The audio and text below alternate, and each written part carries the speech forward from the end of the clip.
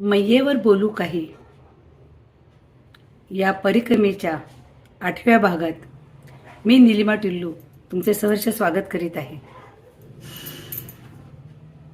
काल आपण अनुसया मंदिराच्या इथे होते आणि माझी पायाची एकदम वाट लागली होती. नाशिकच्या ग्रुपमध्ये आप्पा म्हणून होते. ते म्हणाले, निलिमा तू आज इथेच राहा. ती जंगल आणि अमित असे दोघेच होते. मी म्हटलं इथे कसं राहणार. ते म्हणाले की अगं कोणतरी येईल सोबत तुला संध्याकाळी. म्हटलं ते पण असेच आले आणि निघून गेले त्यांच्यासारखेच तर काय करायचं. अप्पांचं म्हणणं बरोबर आहे. त्यांच्याबरोबर ऑलरेडी 4 बायका होत्या. त्यांची जबाबदारी त्यांच्यावर होती आणि त्यात सिनियर सिटीजन पण होते. मी त्यांना म्हटलं जा, माझं उगीच कोणावर ओझं नको व्हायला. मी बघते काय करायचं ते. कारण पुढे जंगल एरिया होता. त्यांचं म्हणणं तू जर आमच्याबरोबर आलीस तर तुला टाकूनही आम्हाला जाता येणार नाही आणि घेऊनही जाता येणार नाही. बरोबर होतं. ते पुढे गेले. म्हटलं जा तुम्ही, आता काय करणार. मैया माझ्याकडे बघत नाही, पण कधीतरी बघेलच ना ती. कधीतरी दया येईल तिला आपल्या लेकीची. पुढे जंगल होतं, चढ उतार आणि पाय मस्त ठो ठो चालू होतं पायाचं. हळूहळू जमेल तसं जात होते. गुरु बराच पुढे गेला, पण ते नर्मदे हर असं म्हणत होते मध्ये मध्ये. त्यामुळे ते आवाजाच्या दिशेने मी जात होते. खरं तर तिथनं एकटीने जाणं कठीण नव्हतं, अशक्य होतं. जायचं आता, निम्मे जंगलात आले, आता काय करणार. मागे जाण्यापेक्षा पुढे जाऊया. एवढ्यात मला कोणाची तरी चाहूल लागली. तर 2 म्हातारे गृहस्थ येत होते. म्हणजे त्याला समथिंग इज बेटर दॅन अजिबात नथिंग. कोणाची तरी सोबत झाली. त्यातले ते गृहस्थ म्हणाले की अहो तुम्ही कोणाबरोबर तरी जात जा, असे एकट्या राहू नका. कोणाबरोबर जाणार. सगळ्यांचे आपापले ग्रुप आहेत आणि त्यांचा वेग फारच जबरदस्त आहे. त्या वेगाने मी जाऊ शकत नाही आणि माझ्यासाठी त्यांना हळू जा असं मी म्हणू शकत नाही. शेवटी राहतो सगळे एकाच आश्रमात. त्यांच्यानंतर तासाभराने मी पोचतेच, अर्धा 1 तासाने. पण मी असं सांगू शकत नाही. त्यांना मध्ये मध्ये थांबायला लागायचं, 15 मिनटं 20 मिनटं असं. चालू आहे. हळूहळू गेले. बघते तर त्या जंगलाच्या शेवटी काही लोक बसले होते. त्यानंतर रस्ता बरा आला. रस्त्याने चालता चालता ग्रुप पुढे गेला. मग तानाजी म्हणून काका बसले होते रस्त्याच्या कडेला त्यांच्या ग्रुपबरोबर. त्यांनी विचारलं तुम्ही यांच्याबरोबर का जात नाही. म्हटलं त्यांचा वेग जास्त आहे. मग तुमच्या पायाला काय झालं आहे. म्हटलं मी दाखवलं त्यांना पायाला काय झालं ते. मग त्यांनी काय केलं, ते ॲग्रिकल्चर इंजिनियर होते. त्यांनी काय केलं, त्यांच्या हिटलॉनचा तुकडा माझ्या पायाच्या बरोबर साईजचा, बुटाच्या साईजचा कापला आणि तो माझ्या ह्याच्यामध्ये घातला. मग मला बरं वाटलं, मला चालता यायला लागलं. आणि नंतर हायवे होता. मग काय मज्जाच मज्जा. हायवेवरनं चालताना काय मज्जाच मज्जा वाटत. आता आम्ही चाललो होतो बद्रिका आश्रमामध्ये. आश्रम खूप ऐस पैस नीटनेटका स्वच्छ होता, एकदम उंचावर होता थोडा. त्या पुलावर आम्ही गेलो तर तिथल्या माणसाने सांगितलं की इथे खाली मगरी फिरत असतात आणि मला तुम्ही आता जिथे राहणार आहेत ना तिथे पण दारापर्यंत येतात मगरी. मग काय ठीक आहे. शक्यतो म्हटलं पायऱ्यांच्या खाली नको जायला. पायऱ्या सोडून येत नसतील बहुतेक, माहिती नाही. म्हणजे आश्रम खूप चांगला होता. सोयी सगळ्या चांगल्या होत्या. तिथे समुद्राच्या मैयाच्या किनाऱ्यावर शंकर आणि हनुमान यांचे मोठे मोठे मूर्ती होते. आणि माझा पाय तर वेडा झाला होता.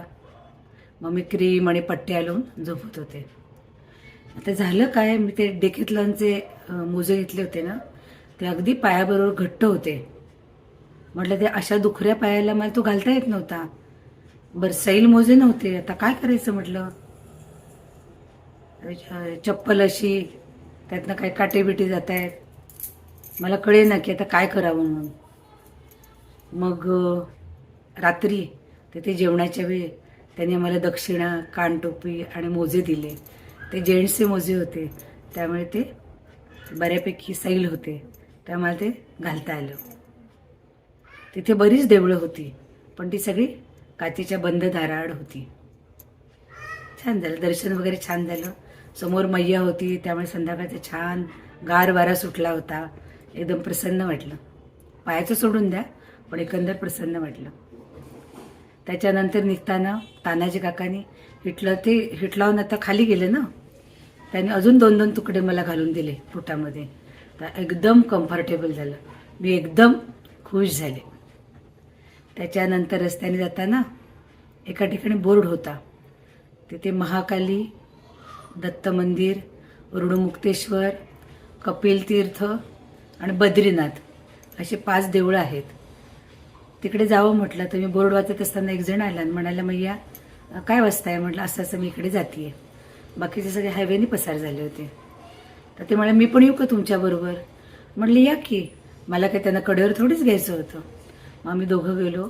कपिलेश्वर महादेव जो आहे तिथे कपिल मुनींनी साधना केलेली आहे. तिथे आम्ही निघताना तिथल्या गुरुजींनी आम्हाला बोलावलं आणि आम्हाला त्यांनी काही नारळ, दक्षिणा आणि टॉवेल दिला आणि मला सांगितलं, हा टॉवेल आहे ना, हा महादेवाला वाहिलेला आहे, तो तू कोणाला देऊ नकोस. त्यानंतर मी तो कोणाला दिले नाही. नंतर ऋणमुक्तेश्वर होतं. आपल्यावर आई, वडील, समाज, मित्रमैत्रिणी, आता परिक्रमा करताना आपल्याला जेवायला राहायला देणारे सगळ्यांचे खूप आपल्यावरती ऋण असतात. तर त्याचं दर्शन घेतलं तर आपले ते ऋण कमी होतात असं म्हणतात. त्यामुळे आम्ही तिथे मनापासून दर्शन घेतलं. जितके इथे महादेव होते त्या सगळीकडे आम्हाला जेल अभिषेक करायला मिळाला, बेल व्हायला मिळालं, फुलं व्हायला मिळाली. खूप छान वाटलं. जे हवेने गेले त्यांना काही हा आनंद मिळू शकला नाही. त्याच्यानंतर आम्हाला लागलं पिंगलेश्वर महादेव म्हणून. पिंगलेश्वर महादेवचे इथे दर्शन घेताना ते सूर्यदेवाने बांधलेलं आहे असं मला वाटतं. तर तिथे नारायण स्वामी म्हणून होते, त्यांनी आम्हाला हाक मारलं वर आश्रमात या म्हणून. तर त्यांचा जन्म अंधेरीचा. त्यांना बरं वाटलं मराठी लोक आले ते. मग त्यांनी मला सांगितलं की इथे त्रिवेणी संगम आहे, तिथे आंघोळ करून तुम्ही पुढे जा म्हणून. पाय बघितला त्यांनी माझा, तर मला म्हणाले की काय झालं आहे? त्यांना कळलंच म्हणजे पायाकडे बघून एकावर एक असा ठेवला होता. ते म्हणाले, कापूस आहे ना तो थोडा घ्यायचा, तो जाळायचा अर्धवट आणि तो जाळलेला कापूस तो पायाला लाव आणि बघ तुला सकाळी बरं वाटेल म्हणून. हे एक नवीन समजलं मला. हे पुढे परिक्रमा करणाऱ्यांसाठी सुद्धा उपयोगी आहे. मग त्याने एका माणसाला पैसे दिले आणि मला चप्पल आणायला लावली. मी नाही म्हणत होते, पण त्यांनी ऐकलं नाही. त्यांनी स्वतः बनवलेला चिवडा दिला. मला म्हणे, राहा तू, मला पुरणपोळी येते करायला छान. मी म्हटलं नको. मुख्य म्हणजे त्यांनी मला जपासाठी एक मंत्र दिला. मला म्हणाले, रस्त्याने जाताना याचा तू जप करत करत जा, तुला काहीही विघ्न येणार नाही. खूप छान वाटलं. खूप प्रेमळ होते ते, अगदी खरं तर राहण्यासारखं होतं. आणि त्यांच्याकडे जायच्या आधी दोन्ही बाजूला तंबू टाकले होते आणि कसल्या कसल्या पूजा चालू होत्या. हे त्रिवेणी संगमाच्या काठावरचं स्थान होतं, त्यामुळे तिथे बऱ्याच प्रकारच्या पूजा चालू होत्या. त्याच्यानंतर समोर घाट होता.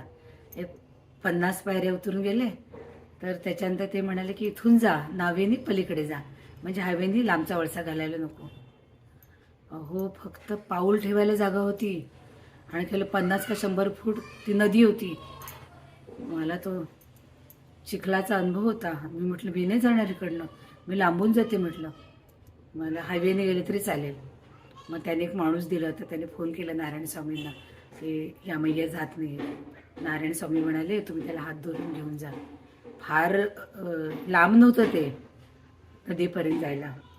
मग त्या माणसाने मला हात धरून नेलं आणि मला म्हणाले, एका साईडला काठी, एका बाजूला काठी आणि दुसऱ्या साईडला डोंगरासारखं होतं, पण तो चिकट होता म्हणून त्यामुळे तिथे हात पकडता येत नव्हतं.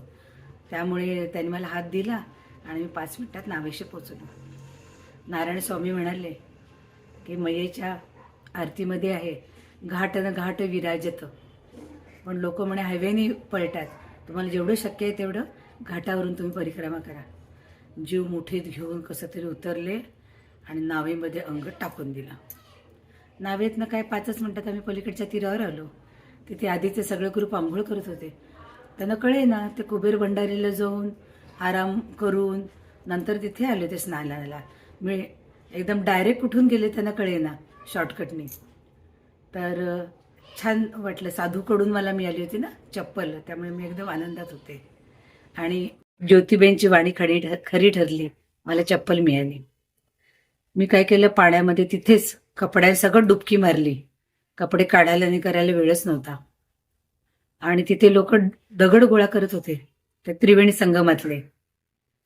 तर विचारल्यानंतर कळलं की मैया का हर कंकर है शंकर असं समजतात. त्यावेळी लोक शंकरासारखं दिसणारं काही आहे का पूजेमध्ये ठेवण्यासाठी म्हणून दगड घेत होते. तिथून आम्हाला जायचं होतं पलीकडे कुबेर भंडारीला. बरंच लांब होतं त्रिवेणी संगमपासून कुबेर भंडारी. तशीच गेले आणि कुबेर भंडारीला 3ऱ्या मजल्यावरती परिक्रमावासींना राहण्याचं ठिकाण होतं. कुबेर भंडारी कुबेरातच ना, तिथे कुबेरांनी तपश्चर्या केलेली आहे. त्यामुळे सगळं खांब, समया, ते अभिषेक पात्र सगळं चांदीचं होतं. मला वाटतं महादेवाला तर सोन्याचा मुलामध्ये दिला होता का काय माहिती नाही. कुबेरच तो, एवढं तर असणारच ना. कुबेर भंडारीच्या समोरच निळकंठेश्वर महादेव होता, झाडेश्वर, जे आपण गेलो होतो ना. नदीच्या दोन्ही तटाला तीर्थक्षेत्र आहेत, आश्रम आहेत. त्या बरेचदा समोरासमोर आपल्याला काही ना काहीतरी दिसत असतं. तिथे व्यवस्था अगदी गोंदवले अक्कलकोटला कशी असते तशी होती. जेवणाची, नाश्ता, जेवण, चहा आणि थंड पाणी भरूनच ठेवलं होतं. तुम्हाला हवं तेवढा प्या, त्यांचं काही म्हणणं नव्हतं. एकदम नेटका आणि छान होतं, सुंदर होता आश्रम. थोड्या वेळाने सगळे वर आले. मला तर चप्पल मिळाली होती. त्यावेळी मी ठरवलं होतं की जेव्हा मला चप्पल मिळेल तेव्हा मी एक मुक्काम करेन, पुढे जाणार नाही. कारण आधी जरी थांबले असते तरी त्याच बुटात पाय घालायचे ना, पुन्हा त्रास झालाच असता. मग नारायण स्वामींनी सांगितलं होतं तसं कापसाचा पण प्रयोग केला. आणि एकदम रात्र झाली ते सगळे पूजा वगैरे करायला लागले. तर एकदम अंधार झाला. मग खाली जाऊन चौकशी केली. तर माझ्याबरोबर एक जण होते तिथे, तो गुजरातचा होता आणि तो यूट्यूबसाठी व्हिडिओ बनवत होता. तर तो सगळ्यांचे बाईट्स घेत होते. त्याला म्हणलं, अरे तू बाईट्स घेतो तर इथे चौकशी कर ना, की अंधार का झाला, वरती लोकांच्या पूजा थांबल्या होत्या सगळ्यांच्या. तर तो त्याच्या आनंदात होता, त्याला जे काम दिले ते करत होता. मग एक म्हणतो त्या पुजारीला भेटा, दुसरा म्हणाला वॉचमनला भेटा, तिसरा म्हणाला जो पुजारी आहे कुबेर भंडारीच्या मागे त्यालाच विचारा. असं करून 20-25 मिनिटांनी मला कोणतरी भेटलं. की त्याने म्हटलं की वरती लाईट गेलेली आहे, लोकांना पूजा करायची आहे. मग त्यांनी येऊन दाराच्या मागचं बटन लावलं.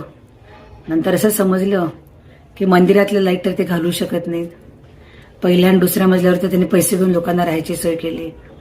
मग शेवटी परिक्रमावासियांच्या इथले लाईट घालवले तरी चालतात. म्हणजे काय परिक्रमावासी म्हणजे काय भिकारीच असं मला वाटलं मनातल्या मनात. एवढा तो कुबेर भंडारी श्रीमंत आहे तर त्याला अजून थोडं लाईटचे सोय करायला काहीच प्रश्न नव्हता. पण ती नाही झाली. अर्ध्या तासाने झाली. मग सगळ्यांनी पूजा वगैरे केली, जेवण करून मग आराम झाला सगळ्यांचा. सकाळी निघताना आम्हाला जायचं होतं तिलकवाड्याला. तिलकवाड्याला उत्तरवाहिनी नर्मदा परिक्रमा असते. ज्यांना ही मोठी करायला जमत नाही ते ती करतात. ती असते चैत्र महिन्यामध्ये. तिकडे जाताना एकाने सांगितलं की इथे मोरिया आणि टाका नावाचं गाव आहे आणि तो शॉर्टकट आहे, तिकडून तुम्ही जा. बरं म्हटलं, आम्ही शॉर्टकट पकडून गेलो. तर मध्ये मग थोड्या वेळाने रस्ताच संपला. बाभळीचे झाडं होती, ते अंगाला आणि चपलेतनं सगळी टोचत होती, नुकत्याच नवीन दिलेल्या चपलेला. आणि मध्ये रस्ता संपला. मग आम्ही ट्रॅकवरनं गेलो. तर तो रस्ता होता कुबेर भंडारी ते तिलकवाडाच्या ट्रेनचा रस्ता होता. आणि जणू काही आम्ही ट्रेनने गेलो, एवढाच वेळ आम्हाला लागला. शॉर्टकट आम्हाला पडला लॉंग कट. आणि मध्ये नदी लागली तर नदीमध्ये त्या चपलेतला पाय सारखा सटकायला लागला, ओलं झाले ना पायला. त्याच्यानंतर आम्हाला जायचं होतं तिलकवाड्याला. तर तिलकवाड्याला जाताना इतका कंटाळा आला, मध्ये पाय सटकायला लागला. मग ते चिखल होता, रस्ताच नाही. तर जेमतेम गुरु जाऊ शकतील एवढाच रस्ता होता. मग तो गुराखी होता. मग त्याला विचारलं, त्यांनी चुकीचाच रस्ता सांगितला आम्हाला. मग असं करत करत 1:30 ते 2 वाजले. माझ्याबरोबर एक जण होती. तर आम्ही 1:30 ते 2 वाजता तिलकवाड्याला पोचलो. तिथे जेवणाची तयारी होतीच, पण मागे मी उत्तर वाहिनी परिक्रमा करायला आले होते तेव्हा इथे 100च्या वर लोक होती. गोडाधोडाचं जेवण दिलं होतं. आता एकदम तो आश्रम आणि सगळं बंद होतं आणि एका बाजूला जेवणाची सोय होती. मी त्यांना सांगितलं की ते मला टेंबे स्वामीचं दर्शन घेतलं आहे, तर ते तर कुलपातच होते. मग त्यांनी मला हवं म्हणून कुलूप उघडून दिलं आणि म्हणाले तुम्ही दर्शन घेऊन या. एक 5-10 मिनिट शांतपणे बसले. महाराज आणि स्वामी आणि मी, आणखी कोणीच नव्हतं. तर खूप शांत वाटलं. त्याच्यानंतर मग पुढे जायचं ठरलं. पण येईपर्यंत अगदी उठत बसत आम्ही आलो होतो. आता म्हटलं काय होतंय माहिती नाही. त्याच्यानंतर निघूया म्हटलं. पुढे जायचं होतं गरुडेश्वरला. गरुडेश्वरला जाण्यासाठी 3 रस्ते तसं कळलं. तर वीरपूरचा रस्ता जो आहे तो सगळ्यात शॉर्टकट आहे असं कळलं. तर आम्ही वीरपूरला जायला निघालो. वीरपूरला जाताना मध्ये एकाने बोलवलं मला वर. तर तिथे एक माताजी होत्या. वीरपूरला बांथूजी म्हणून त्यांचा एक देव होता, कृष्ण होता, शाळीग्राम होता. त्याने सांगितलं आरती झाली की तुम्ही मंदिरातच तुमचं आसन लावा, कारण बाकीच्या खोल्या होत्या, त्या खोल्यामध्ये कोण ना कोणतरी राहत होतं अजून. तिथेच आम्ही आरती झाली छान. त्याच्यानंतर तिथेच आम्ही आसन लावलं. माताजी होत्या, त्यांनी आमचं छान अगत्य केलं आणि छान त्या गोऱ्या पान सात्विक होत्या आणि अगत्यशील होत्या. त्यांच्याकडे बघूनच फार प्रसन्न वाटत होतं. त्याच्यानंतर आम्ही उघड्या देवळातच मुक्काम केला. आणि माझ्याबरोबर जी होती ना ती कुणाचं काही ऐकत नव्हती. कुबेर भांडारीला सांगितलं जेवताना चप्पल घालून नका, ही गेली. इथे सांगितलं की मंदिरात आरती होईपर्यंत तुम्ही तुमचे आसन लावू नका, हिने लावलं. तर ते पाण्याचा प्रॉब्लेम होता. त्याने सांगितलं तर कपडे घेऊ नका, धुतले. काय बोलणार ना मग. त्याच्यानंतर रात्री तिथं खूप थंडी वाजत होती, कारण उघड्यावर होतं ना सगळं. जाम थंडी सगळं होतं. म्हणजे ते थंडीचं सगळं सामान होतं अंगावर, तरीसुद्धा थंडी वाजत होती. सकाळी उठल्यानंतर त्या माताजींनी चहा घेत नाही म्हटल्यानंतर स्वतः ग्लासभर दूध मला आणून दिलं आणि छान वाटलं. आता आम्ही पुढे निघालो. आमचा मुक्काम वीरपूरला होता. त्याच्यानंतर आता आम्हाला जायचं होतं गरुडेश्वरला. तर ते जेमतेम 5-5.5 किलोमीटर होतं. त्यामुळे चालत चालत काय आम्ही 8च्या आधीच पोचलो तिकडे. होते बरोबर काही लोक होते तिथे. वीरपूरला राहिलो होतं ना, तिथे काही बरोबर लोक होती. ते आणि आम्ही 8च्या आधीच पोचलो. गरुडेश्वर म्हणजे रंगावधूत महाराजांचं ठिकाण, माझ्या आवडीचं, दत्तगुरूंचे सेवक. त्यामुळे मला खूप उत्सुकता होती. आणि सकाळी सकाळीच पोचलो, त्यामुळे मला छान वाटत होतं की आपल्याला अख्खा दिवस मिळणार. आम्ही ठरवत होते की आपण इथे राहायचंच काही झालं तरी, बघूया काय काय होतं ते. जसं आम्ही तिथे पोचलो तर तसं आम्हाला एक अंधारी खोली दिली आणि बाजूला जानकी माताचा आश्रम होता.